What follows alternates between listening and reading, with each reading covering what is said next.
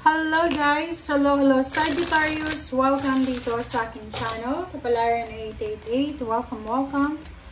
Alamin natin kung anong messages, vibration, gabay energy para sa lahat ng Sagittarius. Wow! Sagittarius, congratulations sa iyo. The sun is warm. Good luck has begun to come your way. Number 4, this is stability. Sinasabi ng bara sa'yo dito, congratulations Sagittarius, kasi papasok na yung good luck and good fortune sa buhay mo. So, ihanda mo ang sarili mo para sa mga incoming good news, incoming celebration, victory, success, new beginnings, new job, new career, new place of work, new source of happiness, new source of income, transformation. Unexpected, expected, money, environment, connection.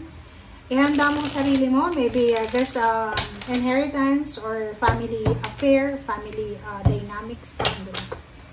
Kung ano man siya. Okay.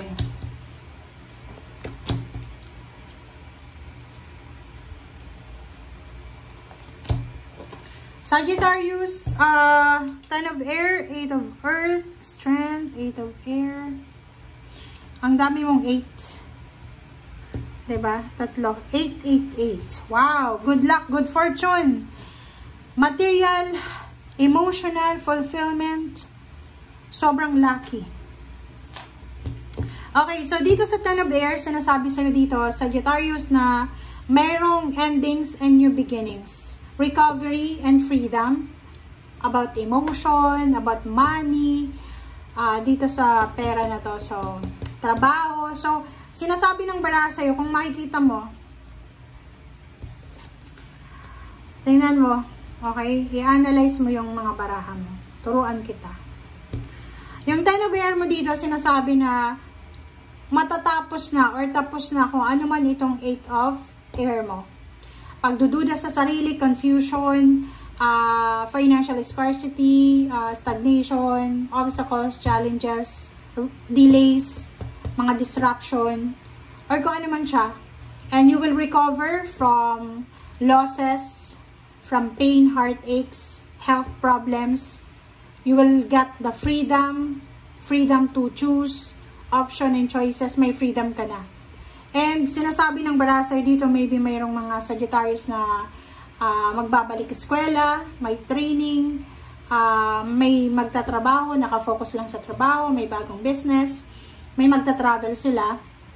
They will travel to find a job, they will travel to find empowerment and fulfillment or achievements.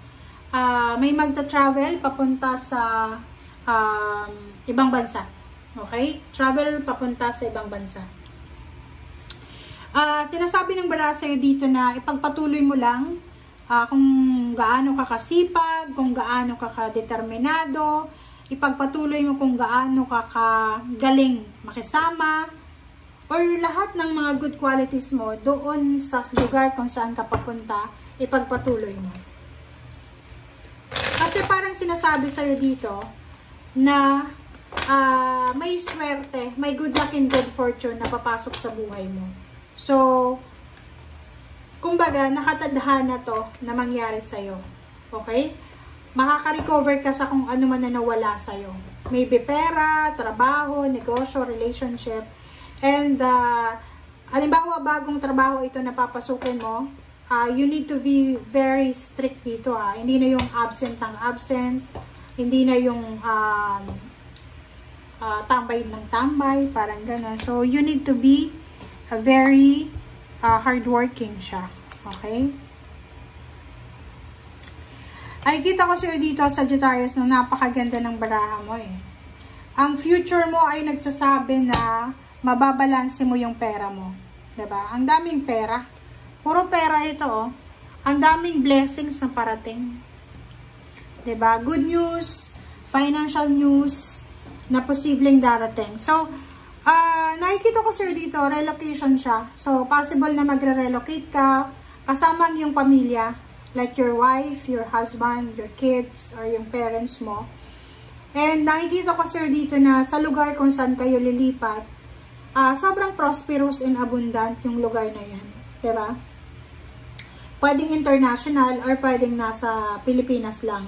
So, yung lilipatan mo, magkakaroon ka dyan ng pagkakataon para makaipon ng pera.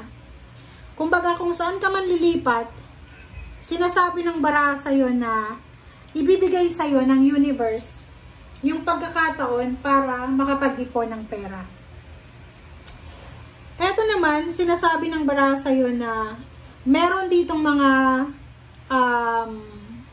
Sagittarius na gustong magpatayo ng bahay, or maybe meron kang bahay na hinuhulugan sa Pilipinas, and yun yung pwedeng maging motivation mo para maging hardworking. Okay? Yung 10 of Pentacles dito, sinasabi ng baraha na in the near future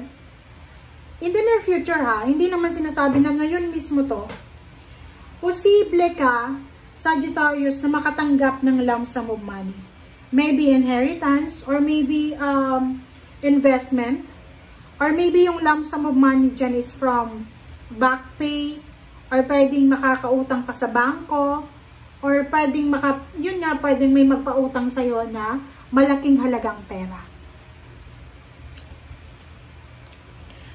Okay, 2 of Wands. So, sinasabi ng baraha sa'yo dito na maraming choice and option, Sagittarius, para yumaman ka. Maraming paraan. Parang sinasabi sa'yo ng baraha na legal na paraan to ha. Maraming legal na paraan na pwedeng ipakita sa'yo ng universe, Sagittarius, para kumita ka ng pera. Para matupad mo yung mga pangarap mo. And yun na nga, isa sa mga dahilan o isa sa mga choice and option na pwedeng ipakita sa'yo ng universe is yung pagta-travel. Paglilipat ng lugar, or pwedeng pagre-resign, or hindi ko naman sinasabi dito mag-resign ka ngayon, but sinasabi sa'yo dito ng baraha, searching for empowerment. Dalawa to, 8 of Water. Tingnan mo. Searching, empowerment, and fulfillment. So, isa sa mga possible na magiging way para umasenso ka or magbago yung takbo ng finances mo is yung hanapin mo siya. Hindi ka magiging asensado dyan sa lugar kung nasaan ka sa ngayon, lalo na kung kontento ka na, okay na yan. Pero kung may mga pangarap ka pa sa buhay, ang kailangan mo daw is movement. Kailangan mong mag-move, kailangan mong mag-travel, kailangan mong hanapin yung swerte na yan. And habang bata ka pa, like for example, kung nasa below 40, below 50, yung malakas ka pa, kaya mo pang magtrabaho, samantalahin mo na siya. Kasi pag nasa 60 years old ka na, di ba? Marami ka nang mararamdaman yan. So, habang kaya mo pa, mag-explore ka. And isa sa mga sinasabi ng baraha dito, isa talaga guys sa pwedeng mapagkukunan nyo ng swerte dito is abroad, international travel, or work. Okay? Thank you guys for watching. Bye!